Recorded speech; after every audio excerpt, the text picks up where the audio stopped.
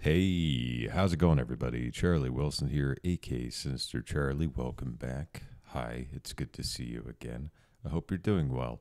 Anyway, we've got American pilot obliterates 5 enemy planes in 4 minutes. Edward Butch O'Hare. Let's go ahead and like it. I don't know who this is or what it's about, but yeah, we're going to check it out. Sorry, I just woke up. I'm very tired. I'm very tired, very sore. But anyway, I don't know if this is like World War II or something. I don't know. We'll find out. We'll go. I hate it when I start researching for a video. I never know how and to start a ends video. up getting in the way of a good story. Luckily, this is a good story regardless. Right. Today we're talking about America's first naval ace of World War II. Ladies and gentlemen, Oh, yeah, Edward World War II. Butch O'Hare. But first, a word from our sponsor. This video is brought to you by Delete Me. Finally. Nice. Is that a CMMG Descent? Come find out.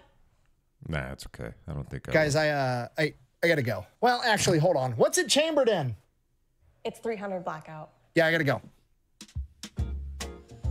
Word up. Oh, by the way, if you're new Sorry here, about we that. sit Anyways, the Delete reds, Me is so super straightforward. You just give letting them you money, know. they make sure that all your personal what information we do isn't being around here. sold on the internet by data brokers. You see, data brokers are legally required to stop selling your information if you submit an opt-out request. However, submitting an opt-out request is different for every different data broker firm, and they make it as difficult as possible, and Delete Me does all of it for you automatically. Then, after they do delete all your information from data brokers, they continue to monitor all of those data brokers in case your information does get relisted again. They will automatically take it down again. I like Delete Me a lot. It's a service that I actually use. I also just got my wife signed up for it a couple of months ago. As you can see here, they checked for 142 different data brokers, and 80 of them had her personal information, and they show us what information that they had. So if you wanted to give it a try, I will have a link and a discount code down below. Let's get back to the video. Now, our story actually begins with his father. So, once upon a time in 1893, Edward Joseph O'Hare, EJ for short, was born in St. Louis, Missouri as the son of 2 first-generation Americans that had just come over from Ireland. He spent his entire childhood in St. Louis, and then in 1912, he would meet his wife Selma. They would end up getting married, and then they would live in an apartment above a grocery store that was owned by Selma's father. Shortly after that, in 1914, Selma would give birth to their first child, Edward O'Hare, that would later come to be known as Butch. Butch would also get 2 little sisters, Marilyn and Patricia, and by all accounts, they had a really happy little family. Okay, fast forward 1923, EJ takes the Missouri State Bar, he passes it, becomes a lawyer, and almost immediately gets this new client by the name of Owen P. Smith, and he is the commissioner of the Greyhound Racing Association for the entire nation. And he needs a lawyer because he needs to patent his new invention, that little electric rabbit that goes around the dog racing track that all the dogs chase. So EJ gets that done for him, and then Owen decides that he wants to keep him around, so he makes him a business partner because he needs a good lawyer that's going to be able to help him keep dog tracks open and open up new dog tracks, because at this point in time, dog tracks received a ton of political resistance. And this is because in 1910, gambling got outlawed, so for the next decade, all the dog tracks were just... Yeah, it's probably more along the lines having to do with gambling than it does with the actual dogs being abused. Back then, yeah, probably. Going out of business, because without the gambling revenue coming in, the business just wasn't financially viable. And I mean, nobody wants to go just watch dogs run in a circle if you're not betting money on it, right? Hey, don't assume that I did what I wanted to. Ipso facto, all the dog tracks ended up shutting down, except for the ones that were Maybe I willing want to to watch engage dogs in run in underground circles. illegal gambling, which is why they needed a good lawyer like EJ. But before EJ even passed the bar and became a lawyer in 1923, things were already set into motion that would eventually change that. You see, 1920 was Prohibition, when the government banned alcohol. Okay, sidebar. The amount of videos that I have done on this channel and my other channel, The Fat Files, where everything ties back to Prohibition is absolutely insane. It's like that game, you know, 6 Degrees of Kevin Bacon, where every single person on the planet knows Kevin Bacon within 6 relationships. I can do any historical event and tie it back to Prohibition. By the way, I don't drink anymore, but it doesn't mean I don't want you to drink. So, God, it's such a stupid idea, Prohibition. Somehow, in some way, in some fashion, I know it's possible. Take a look at this. Jesus Christ. Look at all that stuff. I mean, just off the top of my head from videos that I've already covered, Prohibition is directly responsible for Domino's not going bankrupt in 2012, every American warship having an ice cream machine on it, that time that America had multiple ships completely dedicated to just making ice cream and distributing it to the Pacific Theater in World War II, the fact that there's 7 billion pounds of cheese in underground caves all over America, the fact that every dairy farmer is required by law to pay into a giant advertising fund so that they can advertise milk, which is where Got Milk came from. Pretty much much all the IRS codes regarding tax evasion, and now this story as well is also brought to you by Prohibition, that one time that the US government tried to ban alcohol and failed miserably. Now, as we all know, after alcohol got banned, organized crime stepped in. They started distributing alcohol. They established speakeasies. They had bootleggers. They manufactured their own booze, and they made a ton of money while they did it. And by 1925, they had gotten so wealthy and so powerful that they were actually able to buy off politicians and law enforcement, and they were able to get away with whatever they wanted, and they were looking for more ways to make even more money, whether it was legal or not. And one of the things they decided that they wanted to do was to get into gambling via dog racing tracks, and now that they had politicians on their payroll, they would actually be able to get the building permits, build all new dog racing tracks, and not be busted for gambling by the law enforcement because they were paying off them too. So you're a big-time mobster that wants to get involved in dog racing, money's not going to be an issue, getting building permits from politicians isn't going to be an issue, and the law enforcement's going to leave you alone. What's the last thing you need? You need somebody that knows how to run a dog racing track and one of those stupid electric rabbit things, right? Right. So that's what they do. The mobsters go and they get a hold of Owen Smith and his legal consigliere, E.J. O'Hare. And when I say mobsters, I just mean the first big-time guy to figure all this out and put the plan together, and that was a gentleman from Chicago by the name of Al Capone. Hey. Yeah, EJ and Owen are now partnered with Scarface. Hey. Definitely looks suspicious. And his Southern Italian heritage raises some flags. Using Capone's connections, they end up building... Damn Sicilians. Hold on, I got to check something out real quick. Okay. I had to make sure I was still recording. I do that sometimes. Dog tracks in Chicago, Miami, and Boston, and they make a ton of money. And this goes on for years, and EJ ends up earning his new nickname from the mob, Easy Eddie. And back at the O'Hare house, they go from, you know, doing pretty okay financially to being very wealthy very quickly. And despite EJ, Easy Eddie, dad, being in bed with the mafia and working with Al Capone, when he's back home, by all accounts, he is a terrific father to all three of his kids and a great husband to his wife. But Butch, his son, is the absolute apple of his eye. They have a really special relationship. Using all this new money he has, he goes up, he takes him camping, teaches him how to shoot guns, and then he even gets into flying airplanes, loves taking Butch up into the airplane with him, and sometimes even letting him take control of the plane, and Butch falls in love with both flying and shooting guns. And this goes on for years, being a bad guy for a living and being a good dad back at home. So fast forward 1927, Owen P. Smith ends up passing away. Now, since his business partner just passed away, he acquires the business and the patent to the electric rabbit, and this is where things get a little controversial depending on which source you want to read. Some sources imply that he swindled Owen's widow out of the patent and out of the money, and some other sources say that he basically paid her out. Which, to be fair, both of those are completely possible. He is a crooked lawyer working for the mafia, and also it's pretty standard practice that if you are in a business partnership and your partner passes away, that you buy out his shares and you acquire the entire business. So you can go ahead and pick whichever one you like more for that. Now, it's also at this point in time, right around 1927, that Easy Eddie and his wife Selma come to the realization that their son Butch is adapting a little bit too well to their new life of luxury. I mean, they have enough money to give their kids anything they want. The problem with Butch is all he wants is to sit in the house, read books, and eat donuts 3 times a day. He's 13 years old and he's already starting to get fat and kind of lazy. And one day he reaches peak laziness when he asks his mother at the age of 13, "Hey mom, can I borrow the car to go to the bakery?" The bakery is literally 4 doors down where he buys his donuts. He didn't want to walk like 60 feet to go get a box of donuts so he could eat it. At that point, his parents realized that they had a problem on their hands. So they do what any good parents would do. They come to him with love and compassion. No, and I they don't hold think his that's how it hand went and at they look all. deeply into Irish family in the early 19th century or early 20th century. No. his eyes and they tell him it's okay. I'm just fucking kidding. They sent his ass straight to military school. There you go. It's a fat camp. Are you crazy? No way. So he gets shipped off to Western Military Academy in Illinois. Fast forward 3 years, 1930. Butch is in his junior year of military school, and he absolutely loves it. He's not much for conventional sports like football or wrestling. However, he did end up joining the water polo team, which he really enjoyed, and that's actually how he got his nickname Butch. And he has decided not only does he enjoy military school, but he wants to go on to be in the actual military. He wants to go directly into the U.S. Naval Academy. So that's what Butch is up to. Easy Eddie's still... Hey, I was in the Navy. just raking in the dirty gambling money with Al Capone, so much so that in 1930 he buys a massive mansion that has an indoor skating rink and an indoor pool in this really fancy neighborhood in St. Louis. And this is the part where the truth kind of gets in the way of a good story, because when this story is usually told, there hasn't been all this context that I've already given you guys. It's literally just they open up like, hey, there was this lawyer that worked for the mafia and Al Capone. His name was Easy Eddie, and he was the best lawyer around, and he's the reason that Al Capone got kept out of prison, okay? Which, right out of the gate, that's not true, okay? Easy Eddie wasn't Al Capone's lawyer. He happened to be a lawyer that was a business associate of Al Capone, okay? If Al Capone got arrested for a DUI or whatever, it wasn't like he was calling up Easy Eddie to come represent him in court. That never happened. They then go on to explain that him and his son Butch have this amazing relationship, and Butch is the apple of his eye, and he uses the wealth that he's accrued from working with the mafia to give his son everything he could possibly want. And then one day he has a change of heart and realizes that he hasn't given his son a good role model in life to look up to. And at that moment, he decided that he was going to help the IRS put Al Capone in prison, proving to his son how to be a good person,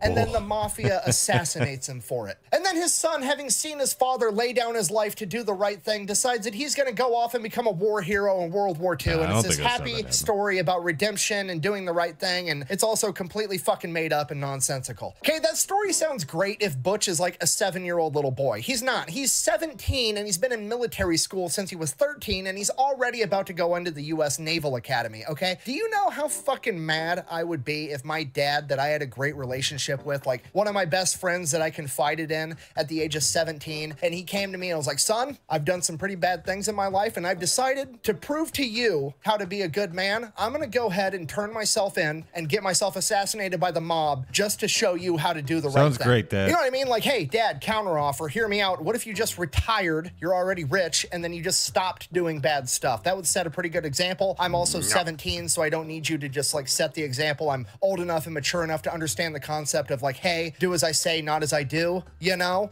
Maybe don't go get yourself killed basically for no reason. This city wept. We lost 2 heroes. Wasn't even an awning in their direction. No, I know. Jumped 20 stories. Doesn't make sense, does it? So again, that's complete nonsense fairy tale land. Not only is it not historically supported, it also doesn't even make sense if you understand people even a little bit. Okay, so here's what actually happened. In 1930, Easy Eddie does start working with the IRS because he's running all the dog tracks, he's helping Al Capone cook the books, and basically launder all the money, and he's going to be able to show the IRS how he's doing it, which is going to be able to allow them to put Al Capone in prison for tax evasion. Now, from here, there's another myth that honestly I also don't buy, but basically they insinuate that Easy Eddie actually helped the feds put away Al Capone in exchange for guaranteeing that his son, Butch O'Hare, got into the U.S. Naval Academy. Okay, and again, I don't know where this myth came from. I don't know why people believe this. There's almost no historical... Because they probably watched The Untouchables way too many times. I don't know. It's just stupid. Just tell the truth.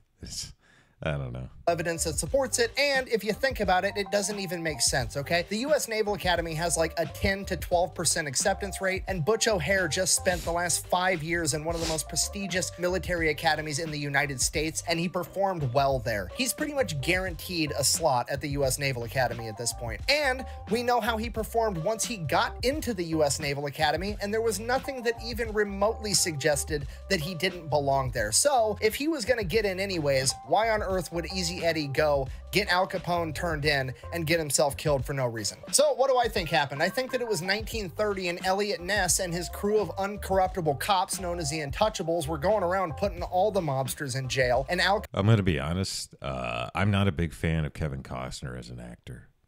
I think he's good in certain movies, but it's just he plays the same guy in like every movie, so it's weird. Anyway, Capone was #1 on their list, and Easy Eddie, being the intelligent guy that he was, realized that if they got Al Capone, and then they would just start working their way down the ladder, and they would eventually get to him too. So he figured, hey, maybe I should help them get Al Capone, and then I'll get my own freedom instead. Now, in addition to this, to be fair to the myth that I did just try to debunk, it would not surprise me if there was some portion of this conversation where Easy Eddie was like, hey, I'm willing to be your guys' informant. My son is applying for the U.S. Naval Academy. If for some reason that it gets brought up that his dad is a famous mafia guy that works for Al Capone, and that is going to prevent him from getting in for that reason alone, I need you guys to tell them that I don't actually work for the mafia anymore, and I'm working for you as an informant. That way my son gets what he deserves. Okay, that is a very, very big difference between he got his son in by turning in Al Capone, and he got out of his son's way, while also saving his own skin, which was probably his primary goal to begin with. Regardless, Al Capone gets arrested and put in jail for tax evasion in 1931. Then in 1932, Butch sets off for the U.S. Naval Academy. While attending the academy, Butch does a great job and goes back home every chance he gets to hang out with his mom, his dad, and his 2 sisters. Now, right around this time, Easy Eddie and Selma end up getting a... That's probably the part of the of naval boot camp I don't remember at all. They taught us how to tie knots, and nothing stuck. divorce, and Easy Eddie actually moves to Chicago so he can be closer to the racetrack that he's running. Okay, fast forward 1937, Butch graduates from the Naval Academy and he decides that he wants to go off to become a pilot. Here's the problem: you can't just go off to become a pilot right after becoming a commissioned officer after graduating from the academy. You have to serve a minimum of 2 years in the Naval Surface Fleet. Ooh. So he sets off to do that, serving his 2 years on the battleship, the USS New Mexico. So he does that for the next 2 years while dad is back home running the dog tracks in Chicago. Then 1939 rolls around. He's done his 2 years worth of time in the surface fleet. He applies to get into Naval Aviation School and he gets accepted. And right as he is about to ship off to go become a pilot, he receives word that his father has been murdered on November 8th, 1939. Easy Eddie had just left his office at the dog track in Chicago and was driving home. And when he pulled up to a stoplight, 2 armed gunmen got out with 12-gauge shotguns and opened fire on him inside of his car. Eddie tried to escape, but he was shot multiple times and ended up veering off and crashing into a light pole, and he would pass away almost immediately from his wounds. Now, technically, we don't actually know who killed Eddie. This is considered a cold case. However, pretty much everybody agrees that it was a mafia because he was assassinated approximately 1 week before Al Capone was set to get out of prison from the tax evasion charges that Eddie helped with in the first place. So everybody just kind of assumed that this was Al Capone's gift for getting out of prison. Now, going back to my original anger with the oversimplified version of this story from blogs and newspapers and magazines and other YouTube videos, when they tell the story, it's like Easy Eddie helps turn in Al Capone and then he is assassinated for it. They fail to mention that he's assassinated like 9 years later, okay, which I feel is kind of an important detail. Okay, setting that aside, Butch takes emergency leave, he comes back home, he buries his father, and this is obviously extremely hard to do because that's his dad that died, but to make it even worse, the newspaper and the media is dragging his father and by extension his entire family completely through the mud. You gotta remember, this is the 1930s. The anti-mafia sentiment is at an all-time high, and because of this, the newspapers and the law enforcement hype anything up they possibly can to make the American public feel safer. They want them to feel like the war against organized crime is being won, and in this case, they hyped up Eddie to be something a lot more than he was. This is where the myth that Easy Eddie was the mastermind criminal genius lawyer that kept the entire mafia out of prison came from. That's how the media portrayed him after his death. And did Easy Eddie do some bad stuff? Yeah, absolutely. He enabled the mafia to make money from illegal gambling at dog racing tracks, and he made a bunch of money in the process as well. However, at no point was he the evil mastermind that was keeping Al Capone and all the mobsters out of jail. And having the newspapers vilify him to that degree was devastating to Butch and his family. I mean, yeah, he did some bad things, but he was a great dad to them, and from their perspective, he probably did those bad things to provide for his family. Whether a real Walter White type. But that's right or wrong is a different conversation, but to them, he was still their hero. He was a great guy in their eyes. Not only did they have to deal with the emotional and mental stress of that, but they were also starting to get treated different by their community because now the entire community was looking down on them because Easy Eddie was apparently this evil criminal mastermind, and all the money they have and all the fancy cars and the big house was clearly blood money, and now nobody liked the family either. At this point in time, it would appear that the last name O'Hare was forever going to be associated with the mafia and looked down upon. Oh, is Chicago International Airport named after the O'Hares? That would make sense. Forever. Now, I don't know this for sure because Butch never wrote about it, so I can't truly know his intentions. However, putting myself in his situation, I have to assume that he felt like his dad was in fact a good guy that was driven to do bad things for the right reason. Being in Butch's shoes, that's his dad, it was his best friend, it was his hero. Realizing that his dad had done horrible things to put Butch in the advantageous position that he was in now, having gone through military school, having graduated the U.S. Naval Academy, and now being headed off to flight school, Butch couldn't afford to waste the opportunity. His dad had become a villain so that Butch had the opportunity to become a hero. Boo, I mean, yay.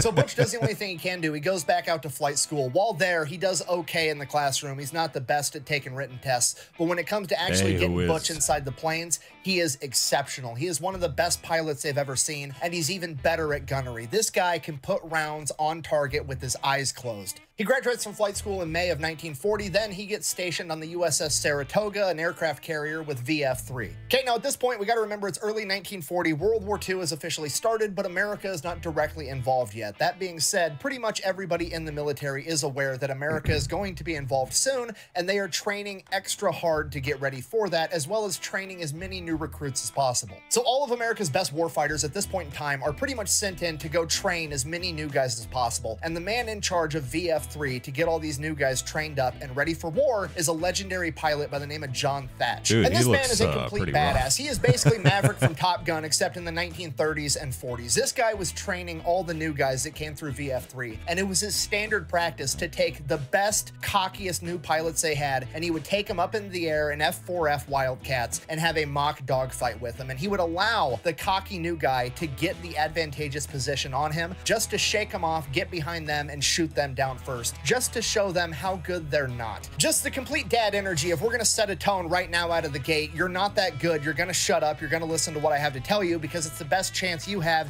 at making it through this war that we have coming up. The dude is out there right now just breaking egos for a living, until one day there's a new pilot that shows up. He's not particularly cocky, but he's highly regarded as one of the best they have, and Thatch wants to take him up in the air just to see what he has, and he does what he always does. He lets them get the advantageous position, except this young pilot by the name of Butch O'Hare is so good that Thatch can't shake him. Now, Thatch is a better pilot overall, but O'Hare is so close in talent to Thatch that if Thatch does give up the tactical advantage, he's not able to recover. After seeing how incredibly talented Butch is, Thatch decides to take him under his wing and becomes his mentor. So they train a ton. It's that Yoda and Luke, the Mickey and Rocky type relationship. And one of the things that they start doing is they start trying to address the issues that they know they're going to run into once the war starts. And the big issue right off the bat is Japan's new fighter plane, the Mitsubishi Zero, that came out in 1940. It is faster and more maneuverable than the Grumman F-4F Wildcats by a long shot. Okay, this means not only does the Zero have the edge in combat, it also means that the F-4F Wildcats can't really run away because the Zeros will just chase them down and shoot them out of the sky.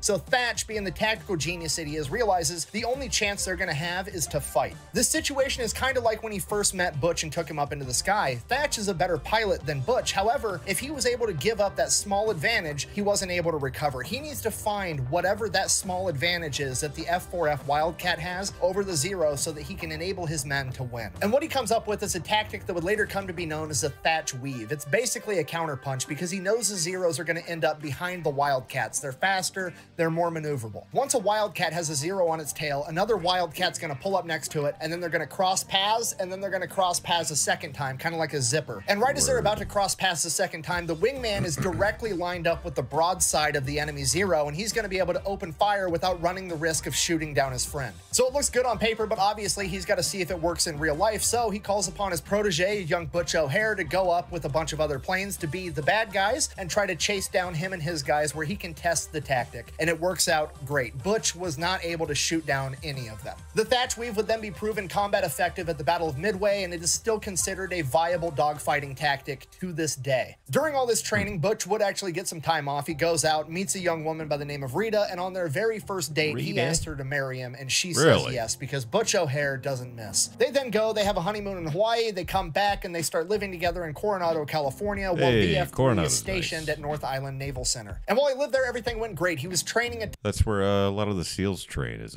Coronado Island. I hear it's pretty nice.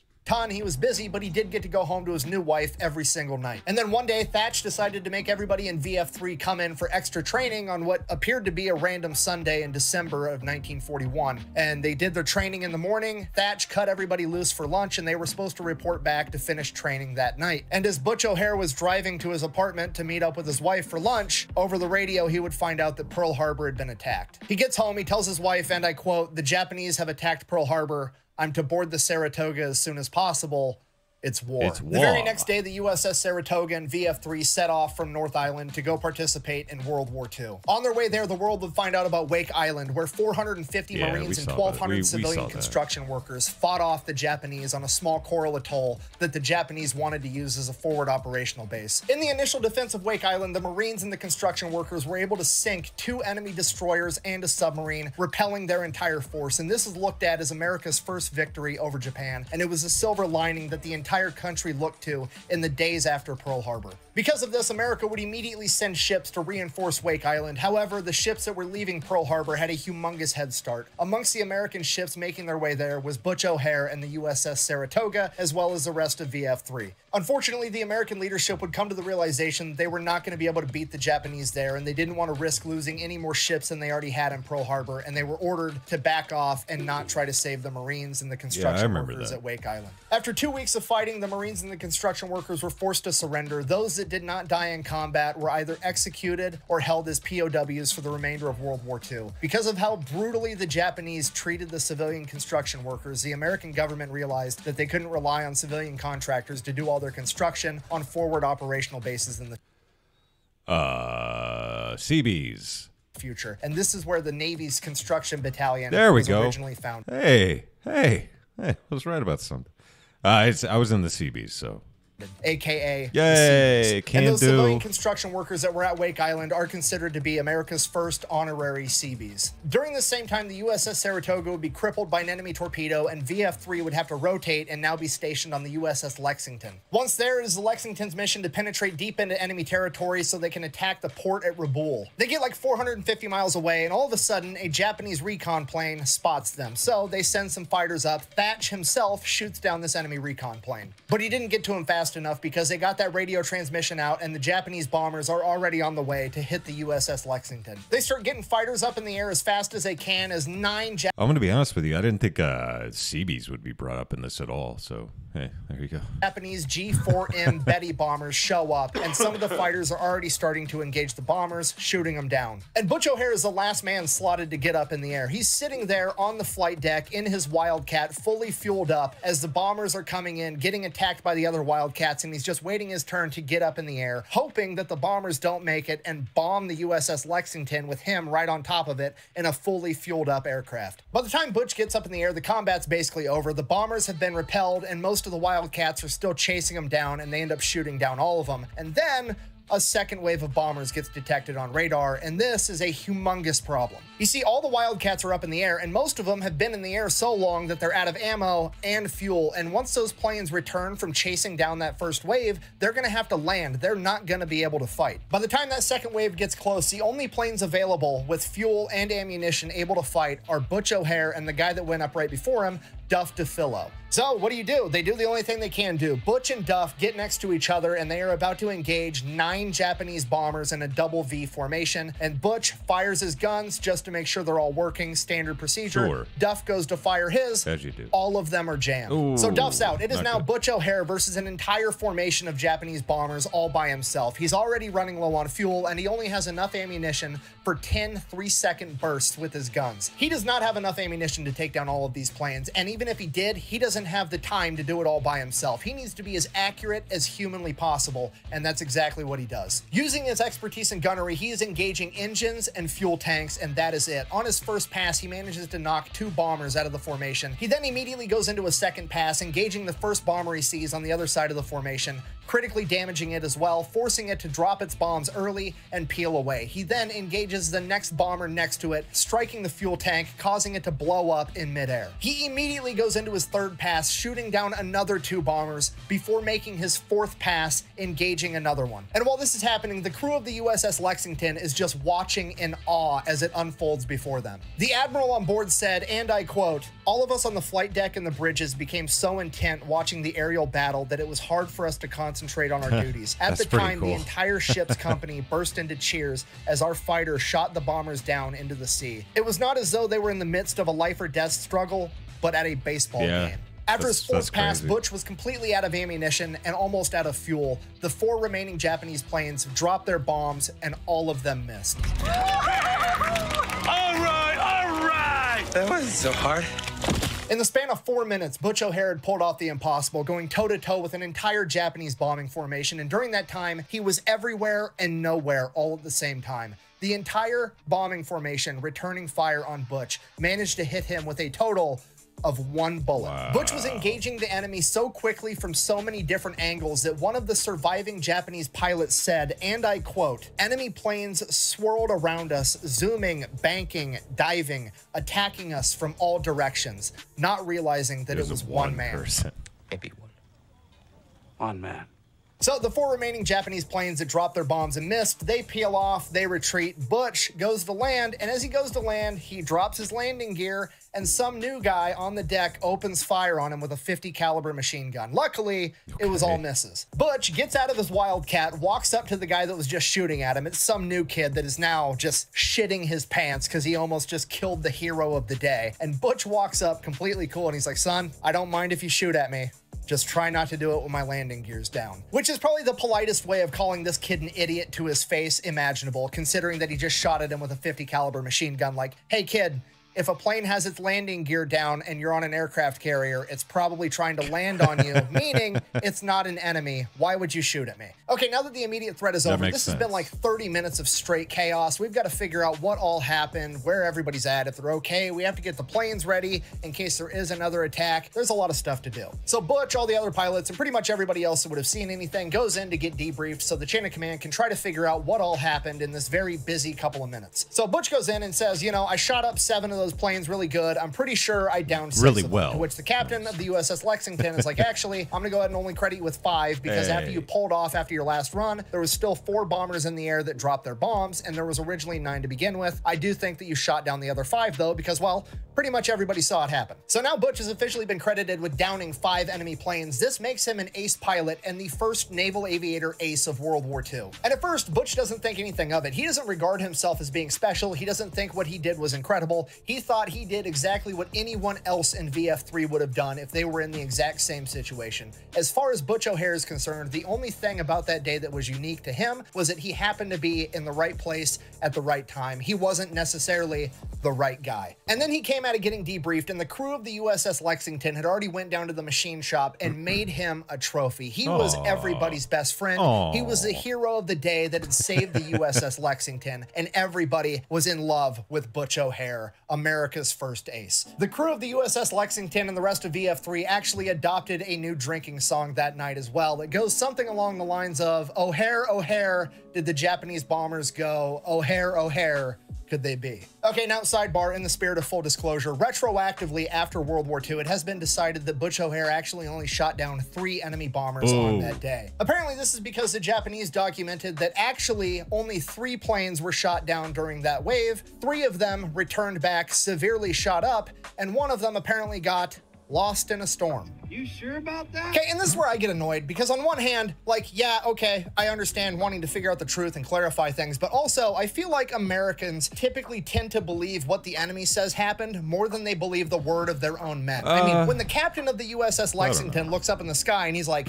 1, 2, 3, there's 4 left, the rest were shot down. I don't know why we're not believing that guy. Why are we believing the Japanese documentation over that? And don't get me wrong, I understand that people make mistakes, and maybe the captain miscounted, maybe the entire crew that was also watching had a bad account of what happened, you know, because the enemy never ever makes mistakes, just like the enemy that was under the impression that he was getting attacked by multiple planes all at once and they were everywhere all over the place, when in reality it was just Butch up there by himself. Okay, and I know this is crazy and I'm definitely biased, but I'm always going to be more inclined to believe the guys on my team than the enemy. But hey, whatever, I'm not the expert, that's one thing, whatever. Maybe everybody on the USS Lexington miscounted and the Japanese counted right. I guess that is possible. However, I will argue till I die that the Japanese pilot that got shot up by Butch O'Hare and then magically got lost in a storm that none of the other shot up planes managed to get lost in absolutely got shot down by Butch O'Hare, okay? I don't care if the storm did the last 5% of the damage. Butch should get credit for that, okay?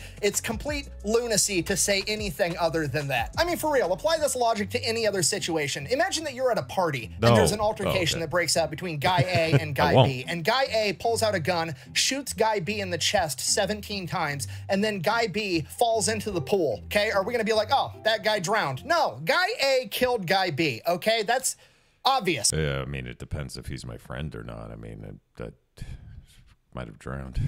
I'm sorry, I'm getting distracted. I get super annoyed when there's some people that have nothing better to do with their lives and look back and retroactively nitpick and try to undermine the accomplishments of others. Honestly, Butch O'Hare probably wouldn't even care this much because all he cared about was saving his dudes. But also, he's a better man than I am, so whatever, moving on. Anyway, so over the next couple of days, things kind of return to normal-ish. However, the USS Lexington is still on mission. They're still making their way to Rabaul so they can attack this port. And then once they get there, they start launching raids. Now, Butch is pumped. He wants to get back up in the air. He wants more combat. That's what he's here for, right? However, it gets decided by Thatch that Butch and Duff are to stay at the USS Lexington while everybody else goes out and conducts raids. And the theory behind that was, or at least the stated theory as to what Thatch told O'Hare was, hey, we're leaving you guys to defend it because we know if everything goes bad, you two by yourselves can defend the USS Lexington against anything.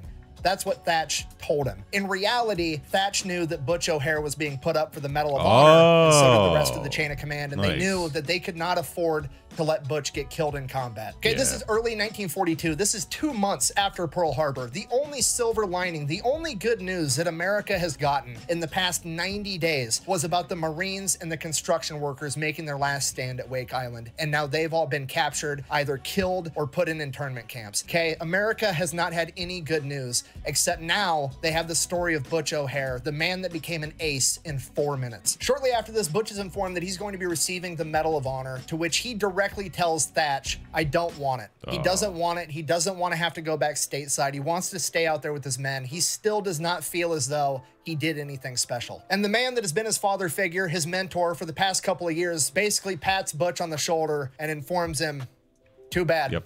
Deal with it. You're a hero now. Now you got to go do that, because that's ultimately what's going to be the best for this war effort. And with that, Butch is sent back home stateside, where there is both a literal parade for him when he arrives, and he is then metaphorically paraded around the country, conducting interviews, doing anything he can to boost the morale of the American people and the military in the wake of Pearl Harbor. During this metaphorical parade, he makes his way to the White House, where he is awarded the Medal of Honor by FDR, and his very own wife, Rita, is the one that gets to put it around his neck. And all of this is because he was just some fat kid from St. Louis that wanted some donuts, but also didn't want to walk very far to get them. And honestly, he's still that fat kid at heart. He's never been the star athlete. He's never had everybody looking at him. He's never stood in the spotlight for this long. And during this time, he is described as modest, humorous, inarticulate, very nice, and more than a little embarrassed by the entire affair. Yeah, I think so he gets paraded around the country helping to sell war bonds until about June of 1942. Then VF-3 is actually set to come back to Hawaii for some R&R. And while there, VF-3's commander, John Thatch, is set to get a promotion and move on and advance his naval career. And he is going to be replaced by none other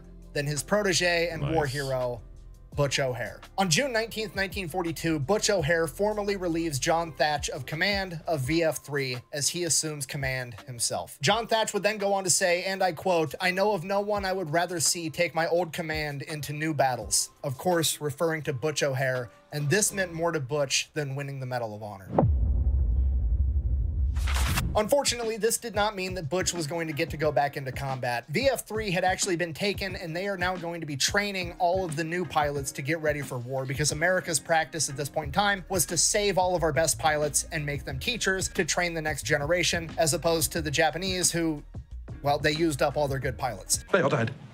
So Butch and the remaining combat veterans of VF-3 start training a bunch of new guys, and Butch officially becomes known as the King of Maui. Because, I mean, he's the war hero. Everybody knows his name. He's training all the new guys. He's in charge. This guy is clearly the main character. And this is an important time because he's training the next generation of fighter pilots that he'll eventually take into combat, but he also gets to go home every night and spend time with his wife. And during this period, they end up having their daughter, Kathleen, that he gets to meet in March of 1943. With Butch leading all the training, VF-3 became known as Butch's Boys, and a lot of these pilots went on to become... I'm starting to think I might be wrong about the Chicago International Airport thing. aces themselves, and they all had incredible things to say about Butch and the lessons that he was able to pass on to them. Then in August of 1943, VF-3 was reinstated as VF-6, and they were being stationed on the USS Independence, and they were being sent back into the Pacific Theater for combat. But unlike last time, Butch isn't going to have a plane that's outmatched by Japanese Zeros, because him and his men are not getting Wildcats. They're getting the new Grumman F-6F Hellcat. And I cannot stress to you enough what a big difference this is. The Wildcat is outmatched by Japanese planes. The Hellcat, on the other hand, will go on throughout the rest of World War II to rack up a 19-to-1 kill ratio. And now Butch and his boys got the new Hellcats, and they proceed to go and fuck shit up. First thing they do is they go and they launch raids on Wake Island and Marcus Island. Butch lands a couple of more air-to-air kills, solidifying his status as an ace, even if people like to go back in time and try to discredit some of his kills. Then VF-6, now VF-3, gets restationed onto the USS Enterprise, and Butch, the war hero, gets put in charge of all 3 squadrons on the USS Enterprise. Okay, here's the problem with that. Butch is now officially a bigwig. He's not supposed to be out there in a Hellcat mixing it up with the enemy anymore. He's supposed to be going up in like a Grumman Avenger, you know, a command plane, so he can see everything, see what's going on, be protected, be safe, be the smart guy up in the tower telling the troops on the ground what to do. Okay, but that's not how Butch gets down, okay? He officially puts in a request that they repaint his Hellcat so that it can be his command and control vehicle, and he's gonna do everything from a Hellcat. And obviously, this is Butch O'Hare, the war hero and fighter ace. he's going to get what he wants, and he does just that. Now with Butch O'Hare in charge of over 100 pilots on the USS Enterprise, they go and provide air support to the Marine Corps as they make amphibious landings at Tarawa and Macon Island. And with the help of the new Hellcats, they absolutely crush the Japanese in daytime combat, so bad that the Japanese have to ditch the idea altogether. After the Japanese realize they can no longer go toe-to-toe with the American aviators during daylight, they resort to using night tactics. Basically, the Japanese resort to sending torpedo bombers out in the dark of night, launching torpedoes and hoping they hit American ships. Now, it's not super effective because the torpedo bombers can't really aim. However, it's also effective in that the Americans also can't really send planes up. When he said that, all I think about is Jaws. Them black eyes like a doll's eyes. To stop them because night fighting at this point in time isn't really a thing. No distress signal had been sent.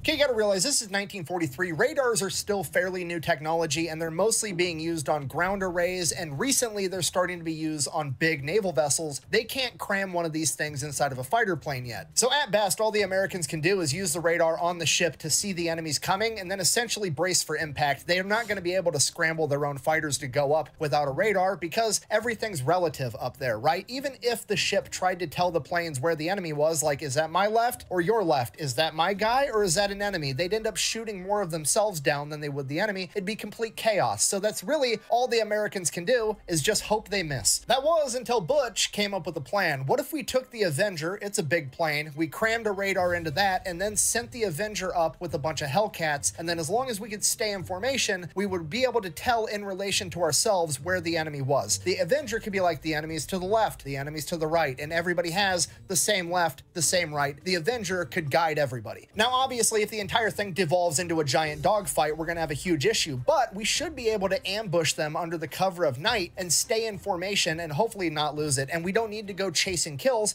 we just need to prevent them from launching torpedoes at the ship. We just need to either shoot them down while maintaining our formation, or we just need to scare them off. So Butch gets permission from the chain of command, they shove a radar inside of a Grumman Avenger, and now he starts developing night fighting tactics, and his crew becomes known as the Black Panthers. So in November 1943, they go up for their first night mission, attempting to intercept Japanese bombers. They were unable to find the Japanese bombers at night. However, they didn't get to shoot off their torpedoes, and they got all the planes back on the carrier under the cover of night. So it was deemed a pretty big success. Then November 27th, 1943, they go up for their second night mission. There's 2 Avengers and 4 Hellcats divided into 2 different groups, and they are going to go up there and stop the Japanese bombers. By the time all the American planes get up in the air, the Japanese bombers are so close that the Avengers are having trouble differentiating the radar signatures between the Japanese bombers and the American Hellcats. And before Butch and his wingman can actually find their Avenger and get into formation, Butch's Avenger actually runs into the Japanese bombers first and opens fire. Even though it's not a fighter, it does have some guns, but it's not a lot. Regardless, they're able to shoot down one of the Japanese bombers. And then Butch's Avenger again somehow runs into another Japanese bomber before finding Butch and the wingman, and it shoots that one down too. At this point, it's chaos. There's multiple planes in the air, American and Japanese, and they're in close proximity and they don't know who is who. So Butch instructs his wingman and the Avenger to both turn on their cabin lights at the same time so all 3 of them can see each other for a brief moment and be able to get into formation. So they turn the cab lights on for a brief second, they all see each other, then they turn them back off right away. At this point, the crew of the Avenger spots a Japanese bomber above Butch approaching him from the rear, most likely attempting to shoot him down. They radio to Butch that he has somebody on his tail, and they radio to the other Hellcat to send them forward to take out the bomber. Butch's wingman and the Hellcat speeds up, intercepts the bomber, opens fire, and the bomber opens fire on Butch. The bomber takes heavy damage and veers off into the darkness, at which point the crew and the Avenger radios, "Butch, we got him. Butch, we got him. Come in." Over. No. And there's nothing.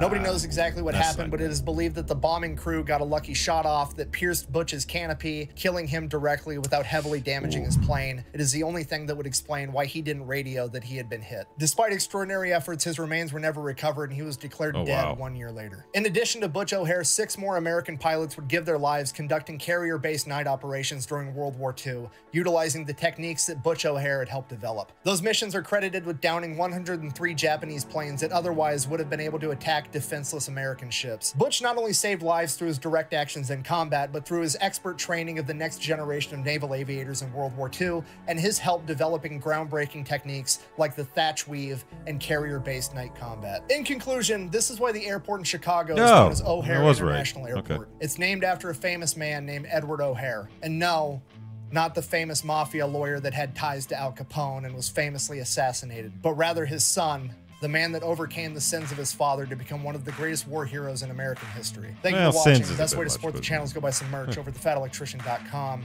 Quack bang. Hey, hats. Out. Found about O'Hare International Airport, named after hero, and I'm gonna sing, I don't know. It was kind of depressing at the end. I just don't. Lieutenant O'Hare, tell us about what happened in the Pacific that February afternoon. We were out there and we ran into a bunch of these Jap bombers.